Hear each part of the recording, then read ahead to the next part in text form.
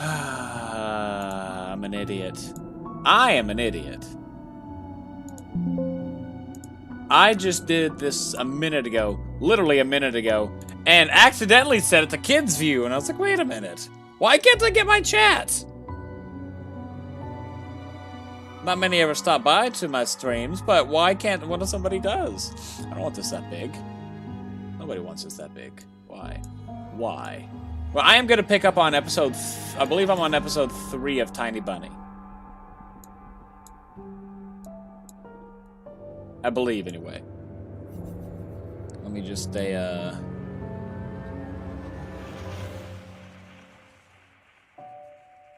Maybe I stopped it quick enough the first time? Anyway, yeah, episode 3. That is where I want to start off at. Because we left off on a, where? Ah, there it is. So, episode 3 of Tiny Bunny. I was going to record this. That light is very bright.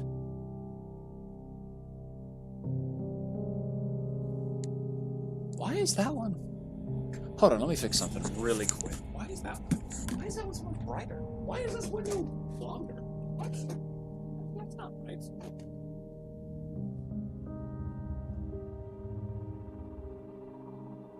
little longer?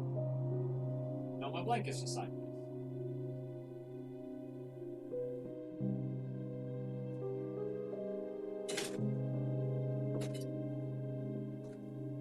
Okay, that's better. And then I can utilize my little light behind it.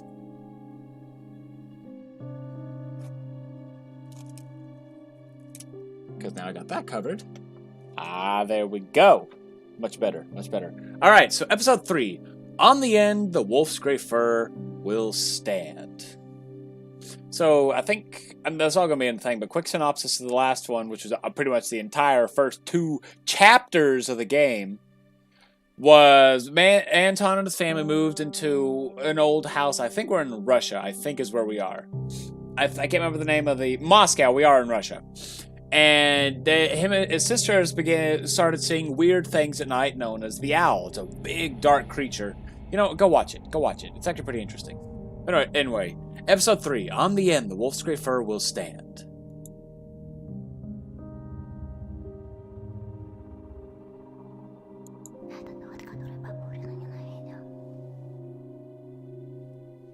He's the one who hated Baburin.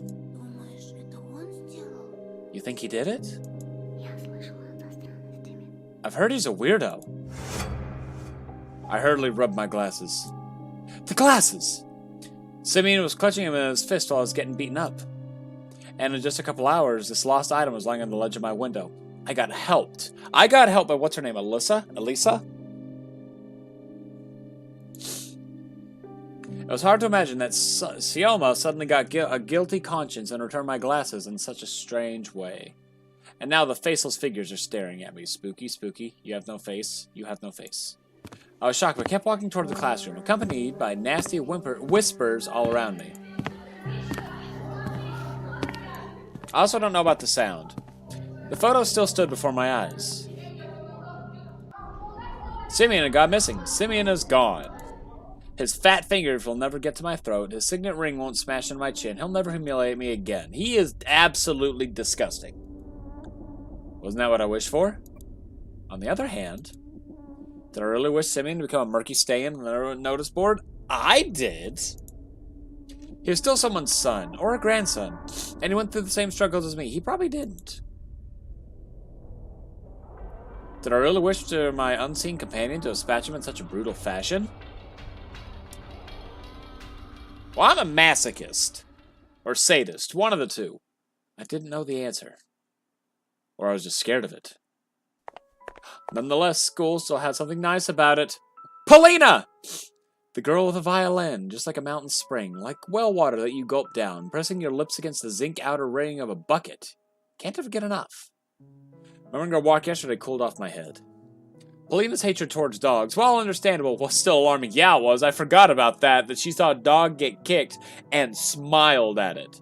She is absolutely insane. I regret talking to her and not going with Alicia. Alicia? Alyssa. Is it Alicia? Could a charming girl like her really be nesting something so repulsive inside her heart? You'd be surprised. I immediately remember my dad's shady past that recently resurfaced. A person I idolized was the reason for us moving to this bleak countryside. Wait a minute, cheating? At least he was, according to Mom's screams that were coming from the other side of the wall. They cheated? Did he cheat? Still, Polina tried to defend me from a delinquent gang, even if she failed at it.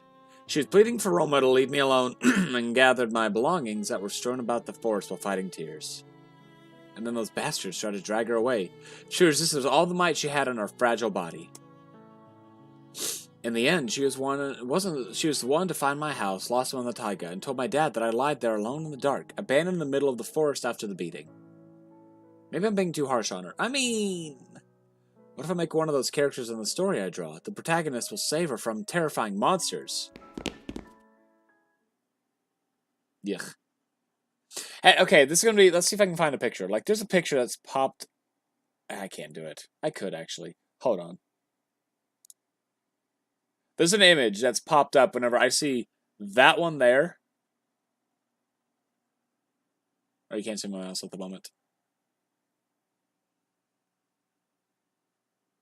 But there's like an actual image of an old cartoon I used to watch. I want to say maybe 2009-ish was whenever I watched it.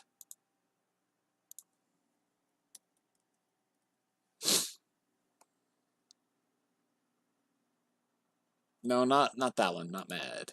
Well, it is Mad, but... Ah! There it is! That's the picture!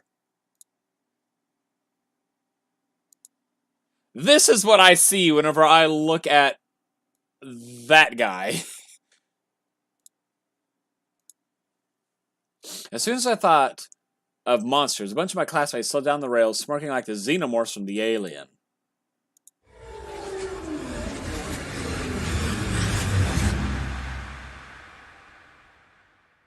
I immediately felt larva of fear rather than my stomach. I didn't want to cross paths with Romka and Bayasha after what happened yesterday, especially since Simeon was suddenly missing.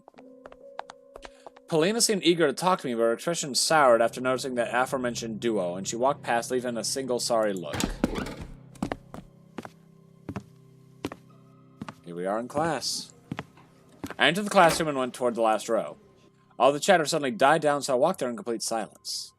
I felt like my classmates pushed and poked me with their stares. They carefully observed my every move. They looked at me with my mortifying mix of pity, ridicule, and derision? Derision. I was about to say Darrison, but that's not right. Like a scientist looks at an ugly representative of a newfound species of worms. That's a bit harsh on worms. I stared at the desk with a huge pile of library textbooks on top, my fist clenched. Felt like I was the one who disappeared in that snowy forest, and my desk was finally used for something worthwhile. Simeon's, empty chair stood in front of me. The chair that once belonged to Vova gathered dust somewhere in another classroom. What if I don't wanna? There's nothing. Oh, there is a picture up there. And over there. I looked at the portraits of the classical writers. My eyes stopped on Essendon's photo. Last year, I was tasked with learning any poem, and Dad suggested I learn one about the dog Jim, written by Essendon. I don't remember the stanzas by now, but the last one is somehow deeply ingrained in my memory. I'm sure she'll come here in my absence. Please catch her eye. Go kiss her hand for me. For all my real or fancied errors, asking forgiveness of her in humility. And what is that? Cheap old slide projector. It is a projector, okay. I call this model a tank because it looked like one. You know what? It kind of does. Or it looks like a hammer. There was a time we had a lot of cool fairy tales we used to watch with my dad in complete darkness. I remember The Little Raccoon and The One Who Sits in the Pond, Kipling's Mowgli, and many others. I was immediately swept away by the memory of the projector's hum of its hot cat. Why is my phone buzzing? Why is my phone buzzing? Emails? Why am I getting so many emails? And they were my PlayStation controller. I was immediately swept away by the memory of the projector's hum, of its hot casing, of its bright rays hitting the wall, turning into a screen. It's a pity that the school's slides are mostly about minerals and PSAs. So nothing else, nothing else, nothing else. No eyeballs, no eyeballs. Ooh, eyeballs. Every boy my age I knew had something like this in his arsenal. Powder firecrackers that blow up with a very loud sound. Are they the throwers? The crackers? Poppers? Especially inside an archway. It is said that if they reproduce in China, that a single one of them can blow your fingers off if you light it up and clutch it in your hand. Some of them can. Especially the Black Corsair type. Don't know that one. They won't be enough to blow up plastic soldiers, but when it comes to stuff made of plaster, they should work. Alright. Yep, that's all. After a moment of hesitation, which was hesitation, I sat down at Baburn's desk. The place where I was supposed to be assigned by Lilia Pavlova at first. The chatter resumed as if someone just unpaused the movie. Baburn's grandma made such a fuss when he didn't return home. First she ran to the school, then called the cops. Yes, yes, yes. I hate her. Katja snuck a cunning glance at me, then leaned into her neighbor and whispered something. Girl from the second row also leaned in. She shared something with them, too. Whispers, nods. I kept catching her stare on myself. Her neighbor stared, too. The whole class was watching me. It was like they felt the need to watch me because they were searching for traces of blood on my fingers. You're free to look! I only have strawberry jam or ketchup. What else is red? Strawberry syrup! I wanted to defend myself and shout, guys, listen, I'm innocent. Did I miss something? I think I did. Yeah. No, I did. Okay. Mad. The show was just called Mad. The delinquents turned around and stared at me in silence. Their looks were dripping with malice. But why? He just looks like he's absolutely confused. What did I do to them? Their friend went missing and they're still focused on me. Suddenly, I noticed Bayasha drilling a hole in my nose with his eyes. It felt like he was trying to point to... God, I can't read. It felt like he was about to point his finger at me and shout at the top of his lungs.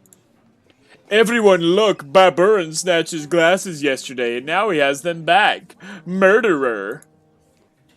But he remained silent as if there was nothing special about my glasses.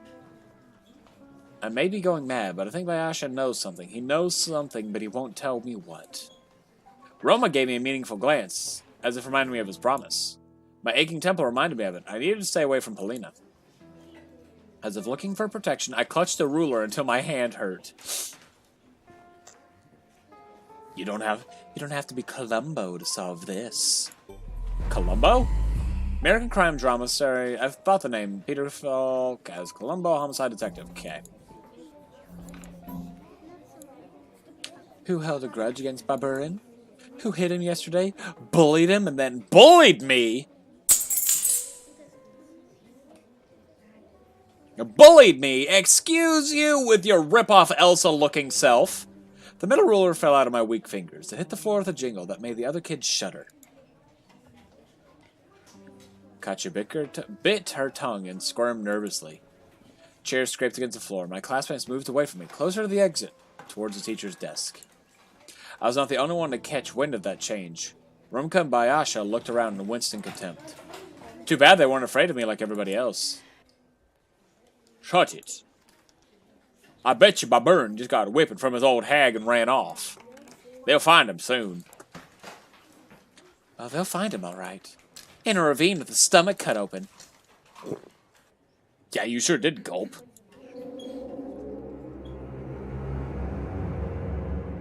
Man, this is very good. I love this game.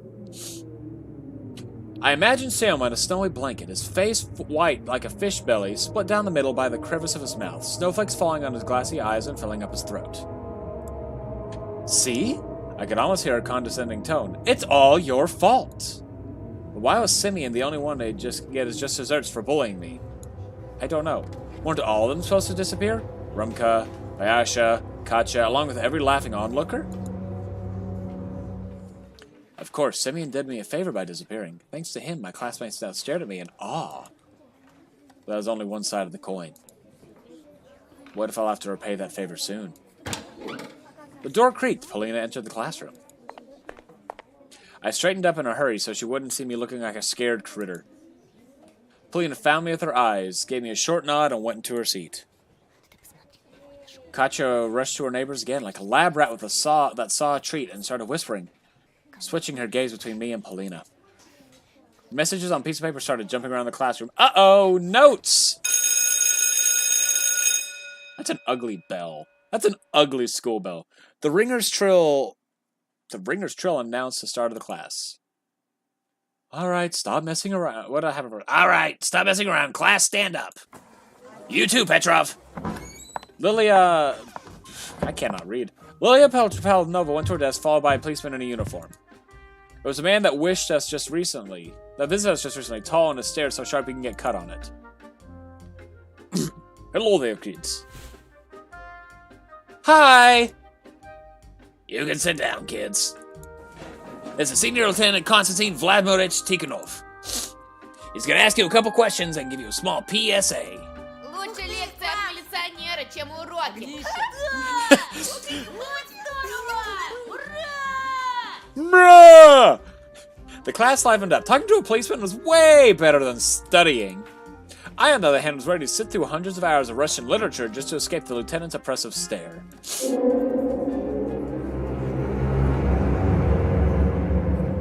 The music accompanying this is actually really good. His brown eyes felt around the classroom, looking for me. Hair stood on the back of my neck, and an icicle lodged in my gut. Is it true that Baburin got killed by a serial killer? Shush, Ekaterina. Let the adults ask the questions here. We're all scared. Maybe the killer is somewhere close. Maybe they're even sitting among us. Weren't there murders before I got here? Her sly stare was directed at me.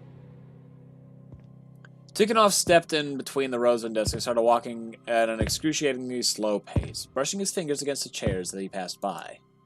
Some of the students almost broke their necks following his movements. That's how a crowd of commoners would gleefully anticipate a public execution in the Middle Ages. And he just walked, getting closer and closer to me, the footsteps getting louder. I gritted my teeth to stop myself from screaming. Calm down. Breathe.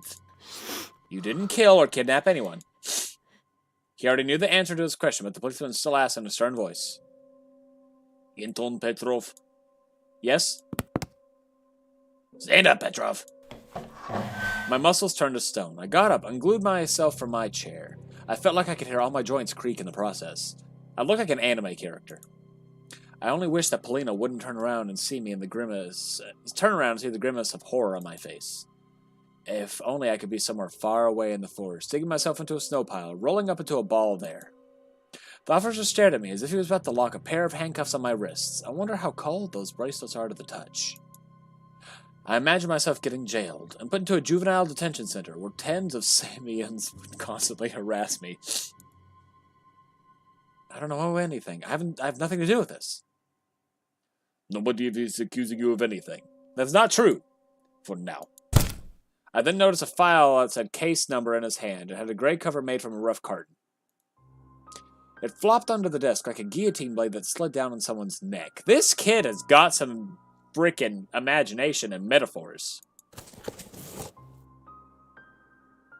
With a measured motion, Tikhonov opened the file, studying me with his gaze. I caught a glimpse of documents and photos. They showed me prints on the snow. They looked like animal prints. Have you talked to Simeon Baburin before? I only knew him for a day. Everyone knows that Petrov hated him. Shut up, Katya. I turned red. You ugly bitch. She looks like Elsa. I wanted to sink my teeth into Katya's face and chew at her cheek. You are not proving a point here. Instead, I replied with the calmest voice I could muster. We had a fight yesterday. But he started it. So I hit him. How hard did you hit him? Not that hard, I mean... I waved my hand indecisively. Tikhonov looked at my fist as if he was surprised that I managed to hit the big kid from the photo. Surprisingly, Lilia Paladnova came to my rescue. Baburin is a trouble teen. A true pain in the rear. Always picking fights with other kids. Thank you, teacher! Thank you! The officer replied with a meaningful nod and fished out a notebook of the file. In the slow picture. Is this yours? I averted my gaze. It was a math notebook with my name on it. My classmates devoured me greedily with their eyes. It felt like even the writers of the portraits squinted at me in suspicion. Yes? We found it in the forest. In the area where the tractor driver, who was plowing snow there, last saw Baburin. I started blinking in bewilderment. That's the smoking dude! Rumka ransacked my school bag. His notebook probably got lost somewhere in the bushes. The lieutenant knew about the school brawl, but was he aware of the fight in the forest clearing? I had witnesses that could testify to Simeon and I walking in different directions after that. I looked towards the boys, hopeful. Rumka, who sat behind Tikhonov, put a finger to his lips. And when the officer quickly turned around, he pretended to pick his nose. I deciphered his signal. Boys like Rumka would probably say something like snitches get stitches in situations like this. I frantically fixed my glasses. Wait, Simeon took them away yesterday, but now they're... So what were you doing in the forest yesterday, Anton? I go to school through the forest. Could have easily fallen out of my bag. Easily, just like me producing this half-truth. Be careful out there. Before I could realize whether it was a genuine piece of advice or a veiled threat, the teacher said, Class officer, and I'll tell you about some rules you should follow. So the killer does exist. Shut up. We can't make any of this public for now. Then why are you telling children? Don't come in and tell children, because they're gonna have freaking her be like, yes, murder exists. Whether the criminal really exists or not, you should be mindful of your safety. Shut up, children! Shut up! Thank you. The police, your parents, and your teachers will all watch over you, but no one guard you better than yourself. Alright, any questions? A stockade of arms rose from the desk.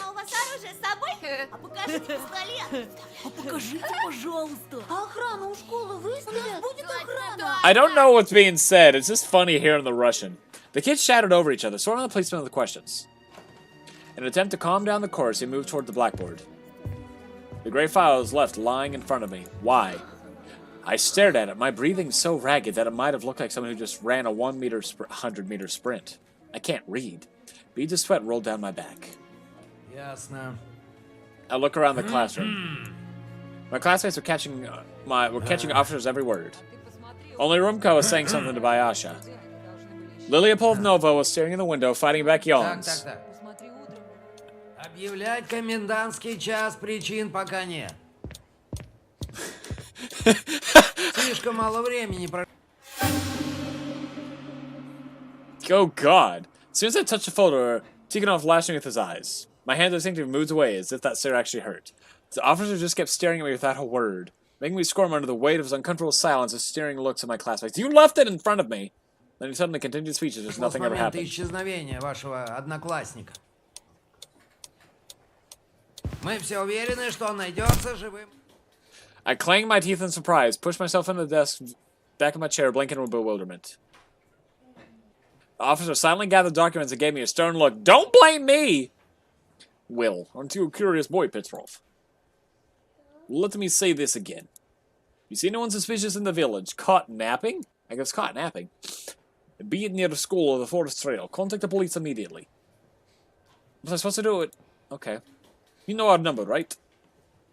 02. Thanks for listening, boys and girls. Especially you, Petrov. Thank you, Lilia Pavlova. And we'll find your classmate. Yeah, right, a thought flashed through my mind. Dig through enough ditches and maybe I'll be able to piece them together. Like Legos. Actually, the plural for Legos is Lego. My thoughts turned evil for some reason and I couldn't control them. I tried to switch to the lieutenant's speech about suspicious individuals. What if I saw the killer before? What if I was a hair's breadth away from them? Suspicious people.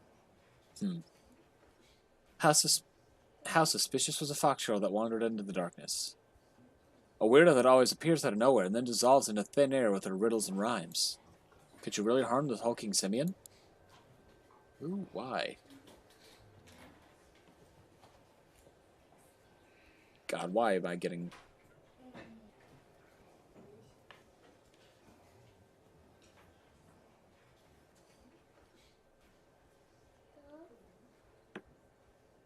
Should I tell the officer about her? Should I? Huh. What if lives of other kids depended on this? Of the cute Kinsaya and Vova too. Who? Why? Quit Snapchatting me. I'm doing stuff.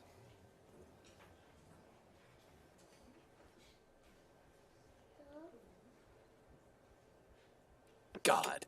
What if I get mocked for speaking out? What if they'll start whispering behind my back? Or what's even worse, think that I'm insane? Romka gave me a stern look over the shoulder. I doubt someone like him would approve of cooperating with the police. Katya's braids dangled nervously behind the delinquent sitting in front of me. My hand was glued to the desk. До свидания, лейтенант. Tikhonov was saying goodbye to Lilia Pavlova. He was about to leave. It'll be too late soon. I have his number. I could call him. No way. I can call him. I've had enough of humiliation. I'll keep my head down. Like a bunny. Like a tiny bunny? I lock my fingers and unzip my mouth. The bell rang. I'm gonna play through this again by myself. Lilia Pavlova passed by without looking my way. Polina left after her. My classmates went silent at the same time as if someone muted the sound on the TV. They followed me with their eyes the whole time I passed between the rows. Judgmental looks. I felt like I was on the scopes of many sniper rifles. I squeezed through the barricade made of desks looking for Polina. But stumbled upon my new buddies instead. Mad and Rumka. Rumka swaggered up to me. Decided to rat us out to the cops. I didn't say anything.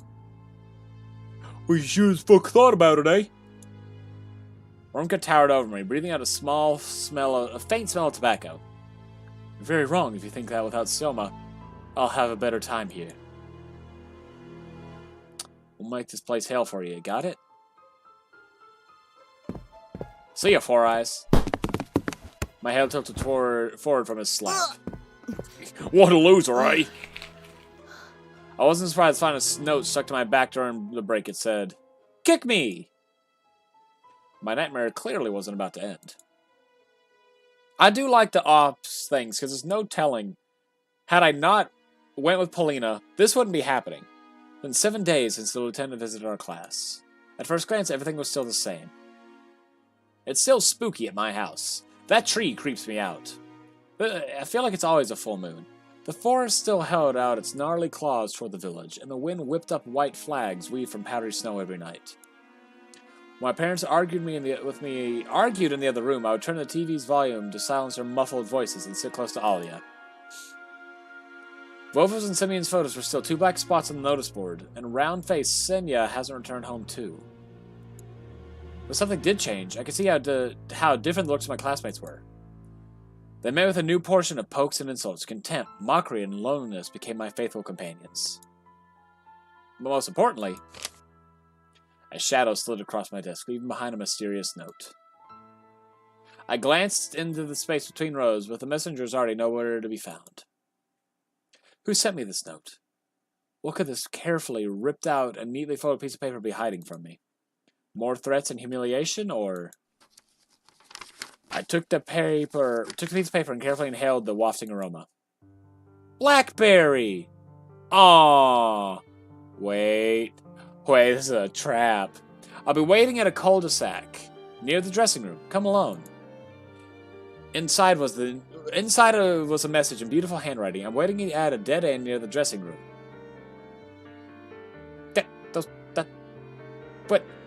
That says cul-de-sac, not dead end.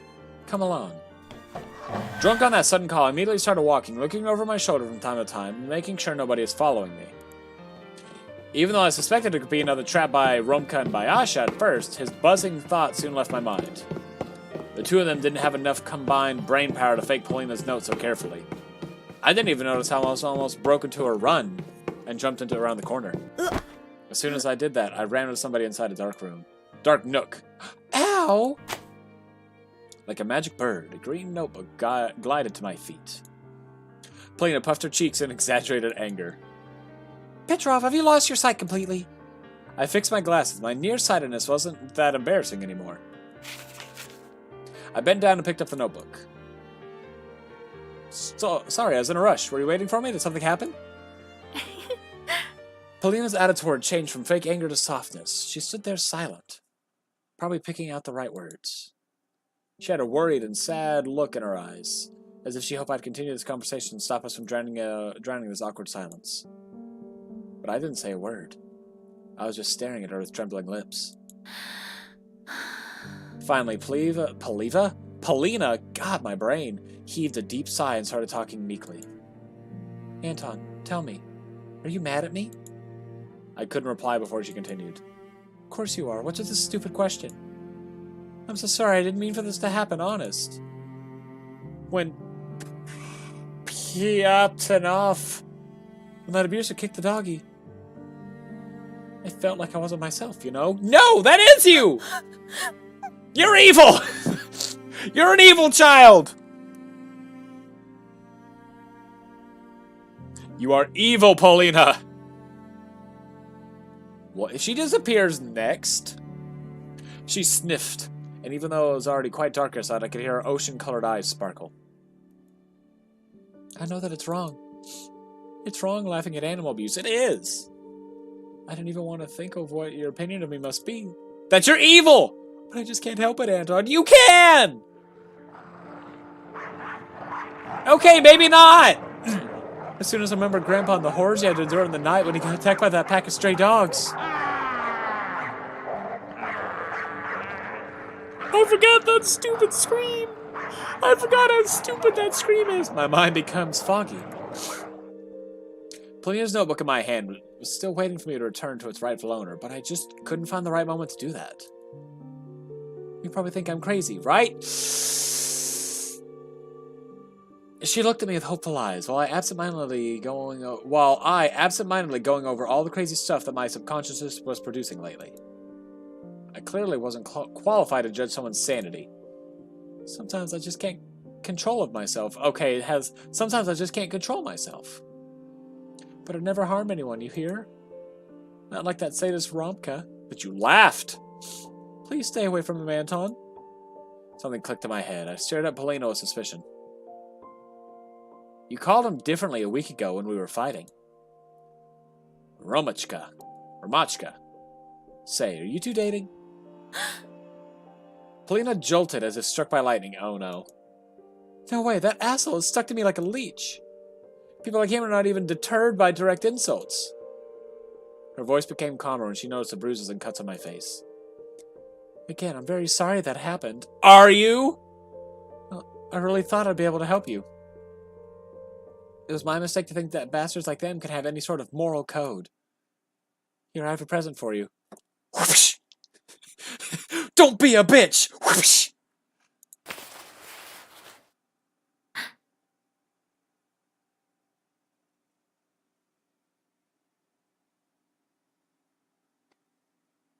No. Polina, no! She unbuttoned the top of her jacket and instantly got embarrassed after noticing my stunned look. Oh! Okay, I was afraid of what that was about to go to. Oh, this music. She took out an amulet on a thick leather thread with a big animal claw off her neck and held it out to me. Grandpa gifted me this charm. He said that it helps against crazy and possessed. He got it from a certain shaman. You don't have to believe me, but the tragedy that befell him happened on the only day when he forgot to wear it. I snuck another glance at the intensely scratched claw of the unknown beast. Looks like a bear claw. And who did it belong to? The claw, I mean. I don't know. A bear? Or a tiger? Oh, a bear or a tiger, maybe? You can find all sorts of animals in our forest. Tigers? Okay, bears make sense, but I can find a tiger in your forest? Anyway, please accept along with my sincere apology. She's gonna... If I take it, something bad's gonna happen. If I take it, something bad's gonna happen to Polina. So we're gonna save and take it. Well, this is important for you. Alright, let's try to start over. I think it's a bear. I carefully took off the amulet with my hand. Took hold of the amulet with my free hand.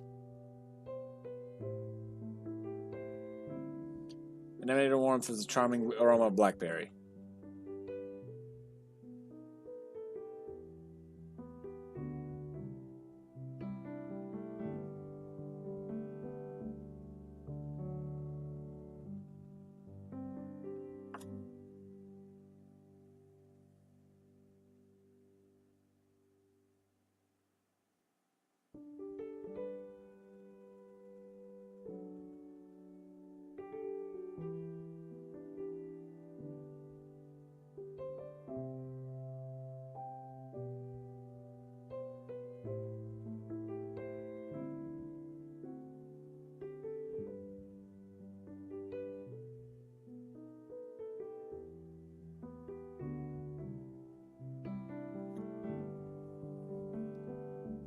I carefully took hold of the ammo with my free hand and emanated Polina's warmth and the charming aroma of blackberry. I hung it around my neck and hid it under the collar of my shirt. Along with this gift, I got a weird feeling of determination, as if this amulet would be able to change my life. Polina and I smiled at the same time, both of us feeling the ice wall between us slowly thaw. Thank you, Anton. It really means a lot to me. Polina studied me with her eyes and clicked her tongue. Do you know what you look like, Antosha? No. Like Blues Improv. I blinked in bewilderment. What do you mean? I always associate people I know with something. I do that too, but why music? Can't be anything other than music. Some people are like guitar solos, some are drums, people like our Lilia Pavlova are war marches. And you're so thoughtful, so mysterious, sometimes even a bit sad. You're definitely blues. And what about the improv part? It's when the listener has no idea where the melody will go, what tempo it will adopt. Of course, some of the things Polina said went completely over my head. But I couldn't stop looking at her smile, like a breeze in May, and her eyes deep in blue. One needs to have experience and taste to recognize the music in you. You're not some pop music. I don't even think I know what blues is. Polina gasped and frowned, which made it look even more beautiful. Don't say something like that to my face. I'll make sure to give you a cassette. Grandpa used to bring them... Oh, is that what I heard? Oh, that's what I heard. Grandpa used to bring me so much music from the city. Jazz, swing, and classical, too. He was the only one to notice my musical mindset. When I was still very little, I tried recording the sounds of nature on paper. The songs of the rain in the forest. I wish I had ears like yours. I'd love to have your eyes. I tensed up, worried that she was making fun of me, but Polina shook her head. No, I'm serious. You have the eyes of an artist. You're so good at picturing things, I can't do that. Katya walked past with a trademark frosty glare. We dove into the shadows, trying to escape it. You understand why we're hiding here, right? Because of people like her. What kind of melody is Katya? Probably like death metal. Polina flashed a sly smile. Squeaky sound of unoiled door hinges. Oh. You know, this nasty descent? I giggled, covering my mouth. Katya didn't hear her whistles, but she suddenly glanced over her shoulder, clearly annoyed. A moment later, she sighed and went her way.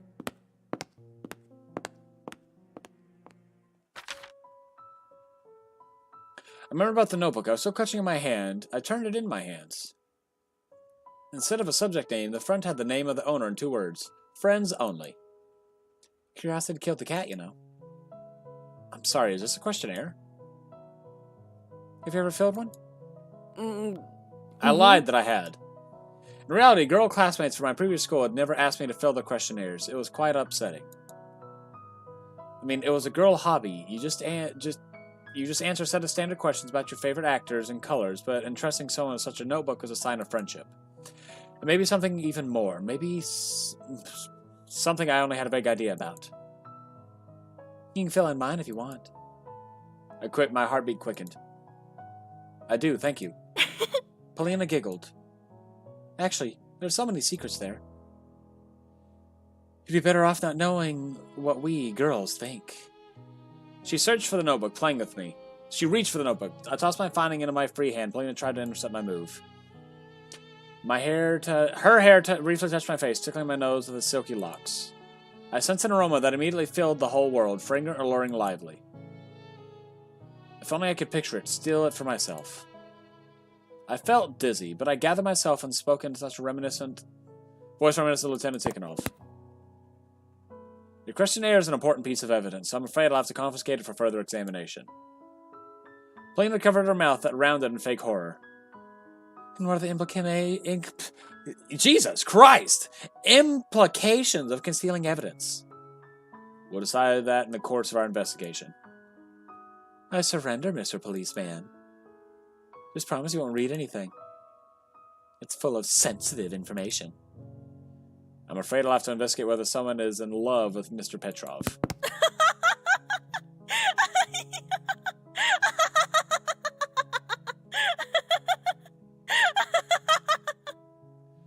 Polina burst out laughing and pressed herself against my chest, showering me with the aroma of her hair and her milky skin that almost looked transparent, with tiny threads of veins running under it. Her whisper was hot, like a piece of butter sizzling on a pan. And swear that you'll keep this information private. I swear on my police badge. And now we need to hurry, Antosha.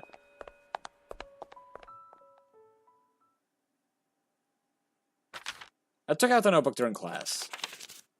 With utmost care, it was of some sort of fragile treasure. Skimmed through it, reading in the other people's preferences. I was quite surprised that Rumka's jerky handwriting inside. His letters bulge out of the cells as if embarrassed by their shapelessness. Oh. Fearsome Rumka found time for something so silly? I chuckled into my fists after I found out Rumka's favorite cartoon is not even Darkwing Duck, but DuckTales. I like DuckTales. Somewhere in the distance, the teachers were reciting a piece of Andrew's Snapper. I paid them no mind. Polina's page was decorated with flowers, drawings and clippings from the Cool Girl magazine. Her favorite musician is Schubert. Her best friend is her grandpa. Her hobby is not violin like I expected, but more mysterious listening. Can such a mundane process be someone's hobby? I looked at Polina over the heads of other students. She was focused on taking notes. I flipped the page until I found a blank one and armed myself with a pen. What's your name? What class are you in? Favorite music?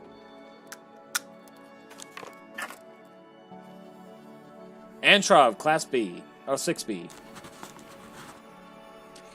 I took a long time to decide on my favorite musician until the pop band Carman came to mind with their cool dances in the music videos. Oh, I don't get to choose? My favorite holiday. This one's easy. New Year's. My hobby is drawing. What's your dream? Going to Disneyland, I guess. My hero. My hand moved on its own, writing da. I stopped on the 2 letters. What if those who read this after will find my answer laughable and stupid? After thinking a bit, I decided that not everything should be disclosed on paper. That's how I turned Da into Spider-Man. The spelling was wrong, but who cares? What's your biggest fear? I immediately wrote losing a person who's dear to me.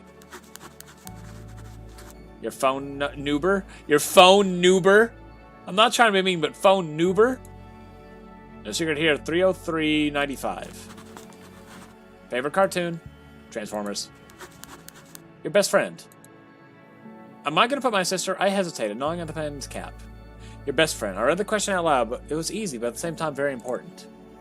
My answers consisted of 3 letters, and I filled them in the cells with care. You. Oh. You. I repeated when running out of school. Refreshing frosty air made my cheeks turn beet red. It was bright outside and the sun looked like a whole egg yolk. That's weird. The road looked as if it was silvered. The snow sparkled under the sunlight. I smiled, squinting from the blinding whiteness. There was also something magical in my chest that beckoned me. My friendship can grow into something bigger. I can't remember what's a stupid grin. I can't remember his voice. My numb lips immediately shrank. Basher was shuffling his feet in the middle of the yard, his boots restless on the ice. It's not a grin. I tried to go around him, to no avail. Lady Fortune waved me goodbye, disappearing into the early twilight. In a hurry, eh? A little bit. Dad's waiting for me. I'll shoot him a pager message you're not coming, eh? My eyes flinched unwittingly, my skin dampened. Let's go. We have small business to discuss. I felt chills running all over my body. I didn't like the sounds of that small business. And those words, accompanied by spitting, normally hid very dark deeds underneath them. Strangers that used to call our old apartment to say, "Get your old man, we have small business to discuss." Basher turned around. He looked like an astronaut in his tight hood. If I were to imagine him as a sound, he'd be a deafening whistle. A signal given by someone who stands watch. To my demise, there's nobody at the backyard. apart from the grim-faced Rumka. He stood there, his feet wide apart, and his right hand hidden behind his back.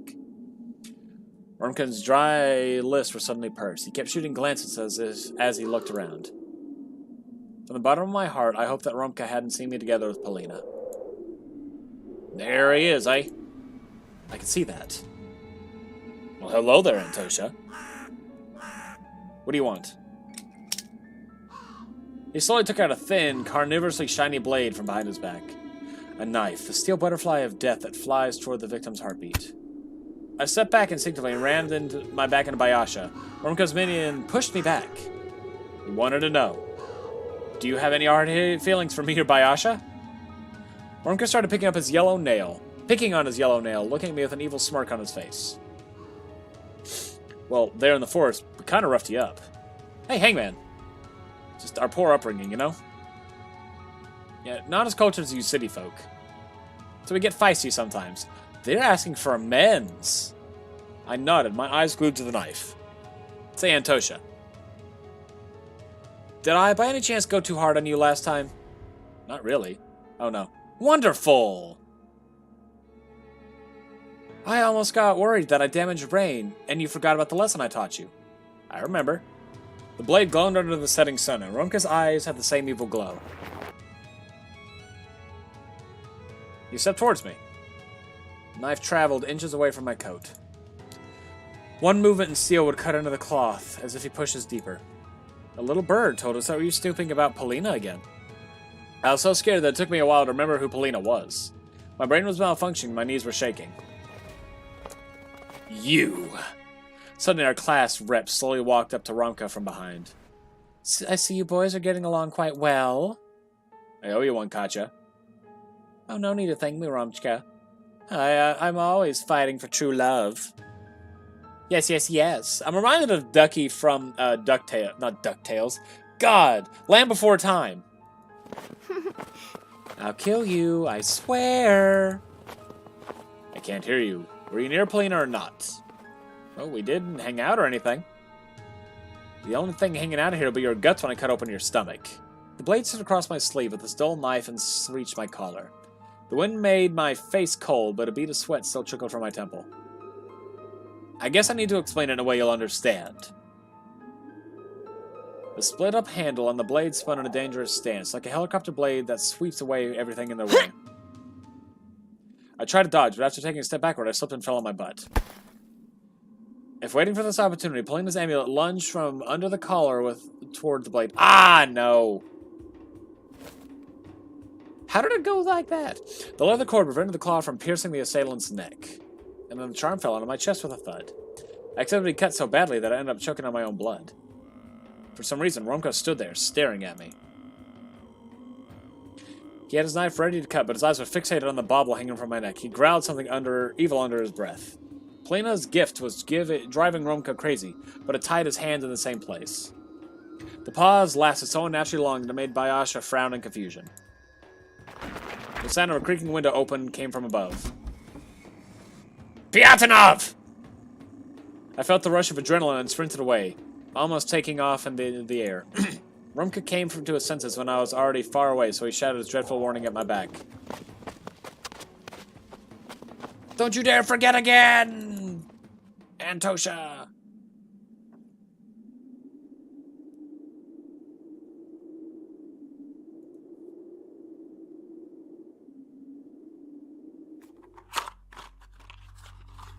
God, I hate when people... I tell them I'm doing stuff.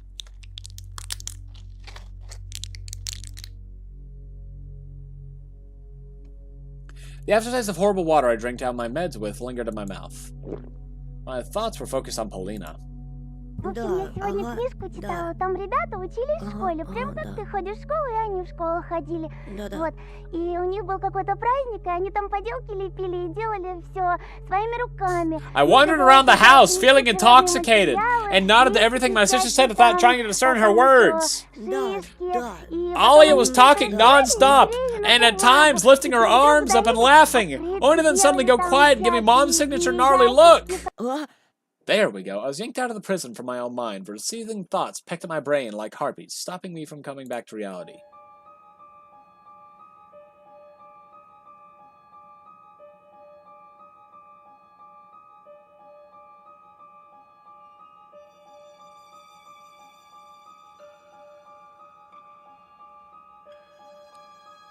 I stared back. Alia looked like a mini version of her mom right now. Well, to be precise, she looked like the person Mom turned into when we moved here, with her intimidating posture and eyebrows directed toward the ceiling. You weren't listening to me, were you? She tried spitting out those words at me, copying facial expressions of the person she spent almost all of her free time with. For a moment, I felt like the light Alia exuded all these years waned and wavered in the wind of prolonged changes. Very soon, my beautiful princess will turn into that dragon that was once guarding a prison tower. That thought was much scarier to me than any other horror seen come from you from the future. Sorry, Alia. I didn't want to make you mad, I just got lost in thought. I looked around the room, my gaze roaming from one object to another like a hungry beast, trying to find anything that could distract Alia. Let's play the console. Alia pouted, but there was the spark of interest in her small emerald eyes. Emerald? I wouldn't even know. The Snow Queen's ice shard inside them started thawing. What about the second controller? It's not working. Dad has no time to fix it. We can play with the light gun. What do you want to play? Cowboys? Ducks? You're better at me than both. Oh, come on. Must have been practicing the whole time I was away from home. Alia burst out laughing. Her heart was warm once again. How did you know? But I'm a good shooter now. You've already lost. Oh, you picked the wrong fight here. Come on, turn it on.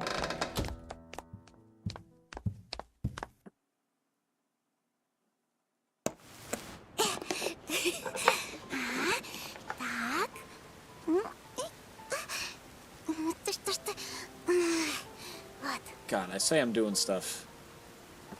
Little Alia jumped toward the TV set, and after flicking the power switch, started blindly feeling around the back of the side of the photon, trying to plug the console's cable into the antenna input. Hey, it's Bruce Lee. Don't know who that is. Bits of TV shows started flashing on the CRT screen when I armed myself with the remote to look for the channel at the sought-after Dendy signal. Did anything interesting happen at home? It was a mundane question for me. I didn't put any actual meaning behind it. Hey, Home Alone! Darn it. Alright, I gotta cut this short. I'll save here and make it its own and do another part and actually just record it later this evening. Darn it.